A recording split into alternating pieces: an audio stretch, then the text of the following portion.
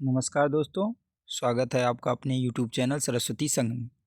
तो दोस्तों, कल तक हमने 150 नंबर क्वेश्चन देखा था। आज हम 151 नंबर प्रश्न से शुरू करते हैं। तो हमारा प्रश्न है फ्रेंड्स कि निम्नलिखित में से कौन सा लाक के सामाजिक समझौता सिद्धांत के अनुसार एक प्राकृतिक अधिकार नहीं है? ए जीवन का अधिकार, बी धर्म का अधिकार, सी स्वतंत्रता का अधिकार, डी संपत्ति का अधिकार। तो दोस्तों, इसका सही जवाब हो जाएगा ऑप्शन बी, धर्म का अधिकार। तो दोस्तों, लाक एक समझौतावादी दार्शनिक है और दोस्तों हॉब्स, लाक और रूसो तीनों समझौतावादी दार्शनिक हैं। लाक तीन तरह के प्राकृतिक अधिकार की बात करते हैं। पहला जीवन का अधिकार, दूसरा स्वतंत्रता का और तीसरा संपत्ति का अधिकार। जीवन तथा स्वतंत्रता के अधिकार को लॉक संपत्ति के अधिकार के अंतर्गत निहित करते हैं। लॉक सीमित संप्रभुता के समर्थक हैं। लॉक सीमित संप्रभुता के समर्थक हैं।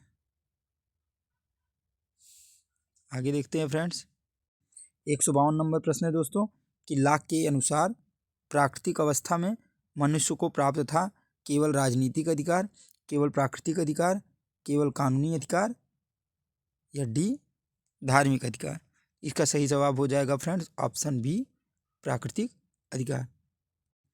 153 नंबर दोस्तों प्रश्न है कि राज्य का स्वरूप मूलतः निगम के समान है। यह किसका कथन है? तो यह कथन मैकाइवर का है। किसका है फ्रेंड्स? मैकाइवर का कथन है। आगे देखते हैं फ्रेंड्स, 154 नंबर प्रश्न है फ्रेंड्स, लास्की के अनुसार राज्य है। लास्की के अनुसार राज्य है। ऑप्शन ए समाज और संघ का अधिपति, बी समाज का सेवक, सी समाज के साथ समरूप, डी इनमें से कोई नहीं। तो इसका सही जवाब हो जाएगा दोस्तों ऑप्शन बी, समाज का सेवक। लास्की के अनुसार राज्य समाज का सेवक है, ऑप्शन बी। 156 नंबर प्रश्न है दोस्तों, किसने कहा रक्त संबंध समाज का निर्माण करता है और कालांतर में समाज राज्य को जन्म देता है? तो यह कथन दोस्तों किसका है? मैकाइवर का, ऑप्शन बी, मैकाइवर का। मैकाइवर का कथन है कि रक्त संबंध समाज का निर्माण करता है और कालांतर में समाज राज्य को जन्म देता है। पुनः वही प्रश्न दोस्तों कि रक्त संबंध से समाज बनता है तथा कालांतर में समाज से राज्य, यह किसका कथन है? तो यह मैकाइवर का कथन है।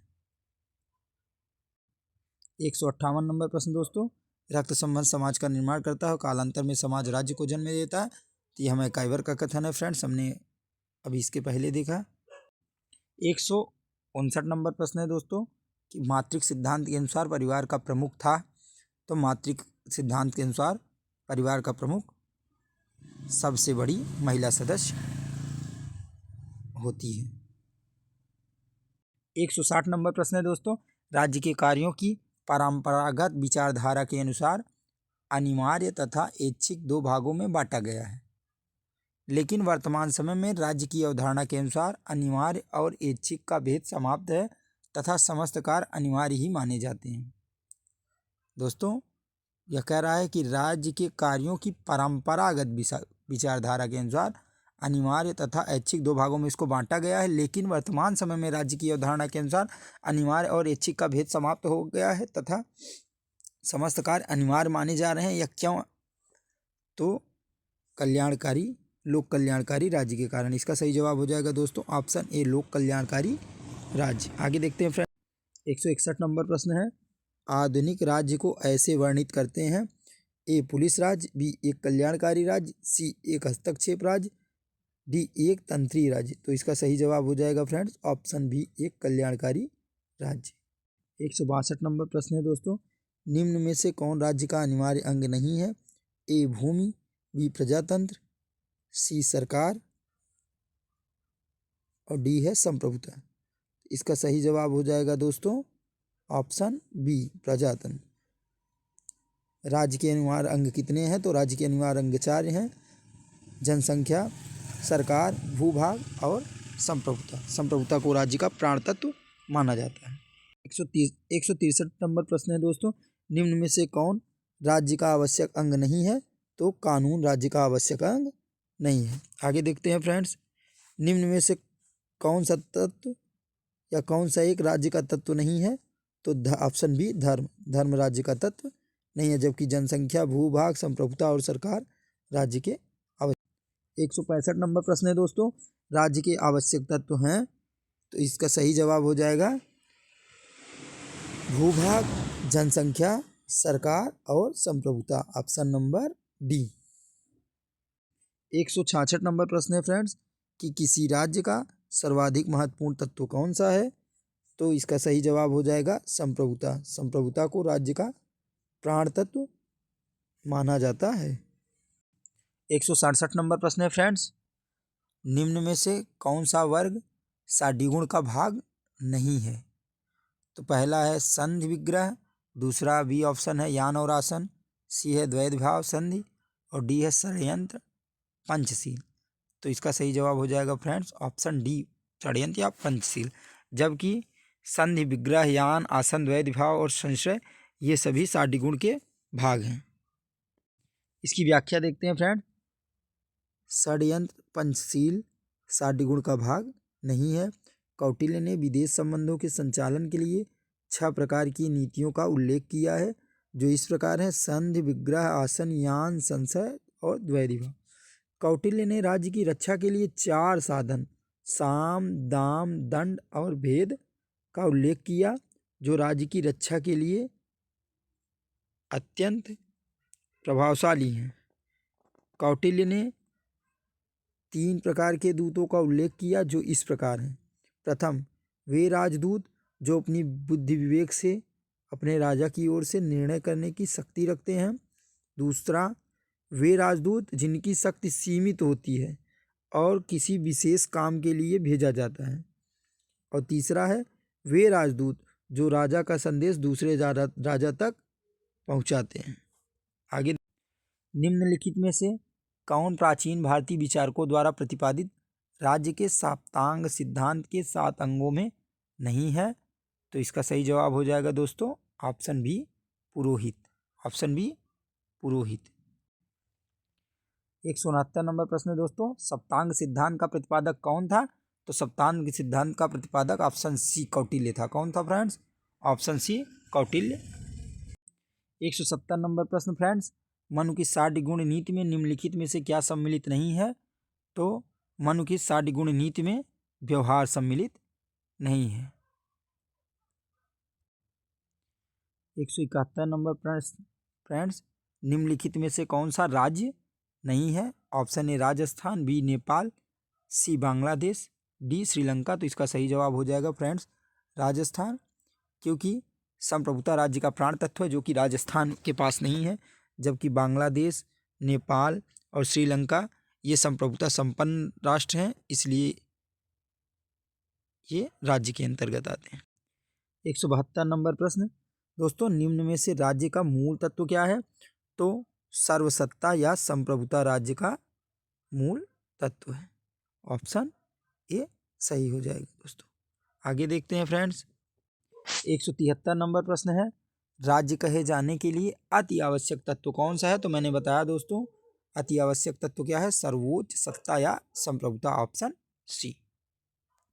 174 नंबर प्रश्न, राज्य का सर्वाधिक महत्वपूर्ण तत्व है?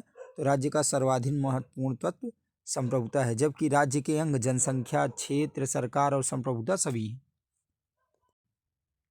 निम्न में से कौन राज्य नहीं है? 175 नंबर प्रश्न दोस्तों, निम्न में से कौन राज्य नहीं है? तो राष्ट्र संघ, क्योंकि इसके पास अपनी संप्रभुता नहीं है, जबकि अमेरिका, रूस और बांग्लादेश राज्य हैं। 176 नंबर प्रश्न दोस्तों, बहुत ही इम्पोर्टेंट प्रश्न है। निम्नलिखित में से किस विचारक ने अपने चिंतन में राज्य और समाज में विभेद नहीं किया? किस विचारक ने अपने चिंतन में राज्य और समाज में विभेद नहीं किया? तो इसका सही जवाब हो जाएगा ऑप्शन सी हीगल। 177 नंबर प्रश्न, यह भी वेरी इंपॉर्टेंट है फ्रेंड्स, वेरी इंपॉर्टेंट। निम्नलिखित में से कौन समाज एवं राज्य में भेद करता है? तो इसका सही जवाब हो जाएगा फ्रेंड्स ऑप्शन बी मैकाइवर। जब यह प्रश्न पूछा जाए कि कौन समाज एवं राज्य में भेद करता है, तो उसका सही जवाब हो जाएगा मैकाइवर। और यह पूछा जाए कि कौन राज्य एवं समाज में भेद नहीं करता, तो उसका सही जवाब हो जाएगा हीगल। 178 नंबर प्रश्न देखते हैं दोस्तों। सूची 1 को सूची 2 से सम्मिलित कीजिए और कूट से सही उत्तर चुनिए। एक तरफ देश दिए गए हैं, एक तरफ विदेश नीतियां दी गई हैं। तो देखते हैं, पहला है दोस्तों भारत। तो भारत से क्या जुड़ेगा? मित्रता एवं शांतिपूर्ण सह अस्तित्व। ऑप्शन बी है दोस्तों संयुक्त राज्य अमेरिका। तो यह किससे जुड़ेगा? साम्यवाद के अवरोध से। ऑप्शन सी है सोवियत रूस। तो इसका हो जाएगा दूसरा नंबर समाजवादी अंतर्राष्ट्रीयतावाद के सिद्धांत के आधार पर मैत्री सहयोग। और डी है चीन। तो इसका सही हो जाएगा पहला नंबर सैनिक शक्ति और साम्यवाद। तो इसका सही उत्तर हो जाएगा दोस्तों 3, 4, 2 और 1। 3, 4, 2 और 1। तो 3, 4, 2 और 1। तो इसका सही जवाब हो जाएगा दोस्तों ऑप्शन नंबर सी 3, 4, 2 और 1। आगे देखते हैं दोस्त, प्रश्न नंबर 189 है। 179 नंबर प्रश्न है फ्रेंड्स कि सभी कुछ राज्य में निहित है, राज्य के बाहर कुछ भी नहीं, राज्य ही सर्वोपरि है। यह विशेषता कहाँ दिखाई देती है? तो यह विशेषता दिखाई देती है सर्वाधिकारवादी राज्य में। कैसे राज्य में फ्रेंड्स? सर्वाधिकारवादी राज्य में, कि सभी कुछ राज्य में निहित है, राज्य के बाहर कुछ भी नहीं है, राज्य ही सर्वोपरि है। आगे देखते हैं फ्रेंड्स,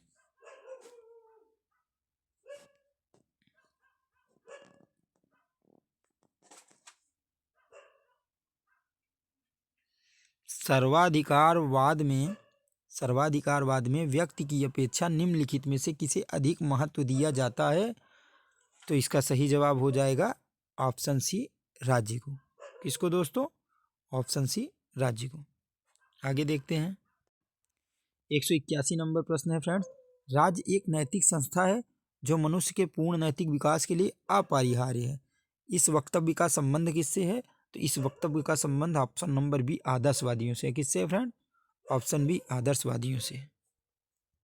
182 नंबर प्रश्न है फ्रेंड्स कि कल्याणकारी राज्य का उद्देश्य है ए आर्थिक सुरक्षा की व्यवस्था, बी सामाजिक सुरक्षा, सी राजनीतिक सुरक्षा, डी इनमें से सभी।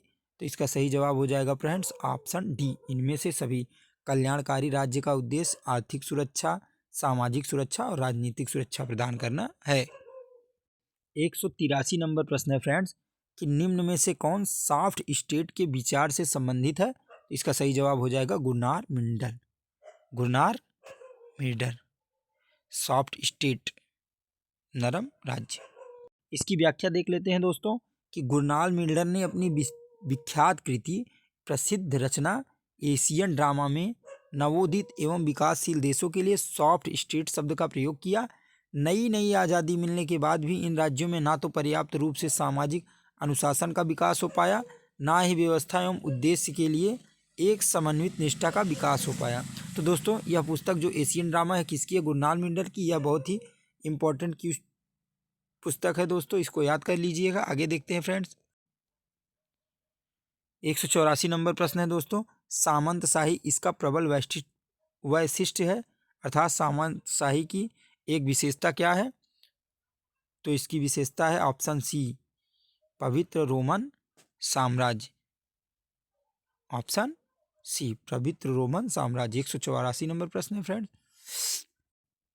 185 नंबर प्रश्न है दोस्तों, स्थानीय कानून को बनाने तथा लागू करने की स्वतंत्रता, अधिकारों को प्रदान करने की क्षमता और दायित्वों के निर्वहन का अंतर्राष्ट्रीय विधि के अंतर्गत होना क्या कहलाता है दोस्तों?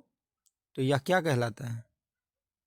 यह ऑप्शन डी राज्य कहलाता है। क्या कहलाता है दोस्तों? ऑप्शन डी राज्य कहलाता है। 186 नंबर प्रश्न है दोस्तों, वैज्ञानिक समाजवाद, प्रत्ययवाद, अराजकतावाद, अन्यायवाद, इसमें सूची 1 को सूची 2 से सुमेलित करना है दोस्तों और कूट की सहायता से इसका उत्तर देना है। तो वैज्ञानिक समाजवाद के प्रणेता कौन है? तो कार्ल मार्क्स हैं। तो वैज्ञानिक समाजवाद का संबंध किससे हो जाएगा? तो वैज्ञानिक समाजवाद मानता है कि राज्य शोषण का एक यंत्र है। प्रत्ययवाद किससे संबंधित है? तो राज्य के तत्व मीमांसावादी सिद्धांत से संबंधित है। अराजकतावाद राज्य अनावश्यक और अवांछनीय दोनों है, जबकि अधिनायकवाद जुड़ा है एक व्यक्ति अथवा दल में असीमित शक्ति है। तो दोस्तों हम देखते हैं इसका सही जवाब क्या हो जाएगा। इसका सही जवाब हो जाएगा 2, 1, 4 और 3। 2, 1, 4 और 3, ऑप्शन नंबर सी 2, 1, 4 और 3। 187 नंबर प्रश्न देखते हैं दोस्तों। इसमें भी सूची 1 का 2 से सुमेलित करना है, उसके बाद कूट की सहायता से सही उत्तर का चयन करना है। तो दर्शन शास्त्र का संबंध हो जाएगा मन से, राजनीति विज्ञान का संबंध हो जाएगा शक्ति से, अर्थशास्त्र का संबंध हो जाएगा व्यापार से और समाजशास्त्र का संबंध हो जाएगा स्तर विन्यास से। तो इसका सही जवाब हो जाएगा फ्रेंड 4, 3, 2 और 1। 4, 3, 2 और 1। तो यह किस में है, तो यह बी ऑप्शन में है। इसका सही जवाब हो जाएगा ऑप्शन बी 4, 3, 2 और 1। आगे बढ़ते हैं फ्रेंड। इसके बाद दोस्तों हमारा एक नया टॉपिक शुरू हो जाएगा, राज्य की उत्पत्ति और इसके विविध सिद्धांत। इसको हम आगे के चैप्टर में देखेंगे फ्रेंड्स, आगे की क्लास में देखेंगे। दोस्तों अगर क्लास अच्छी लगी हो तो क्लास को शेयर कर दीजिएगा और चैनल को सब्सक्राइब कर लीजिएगा, जिससे कि आने वाली महत्वपूर्ण वीडियो की नोटिफिकेशन आप तक पहुंच सके। धन्यवाद फ्रेंड्स।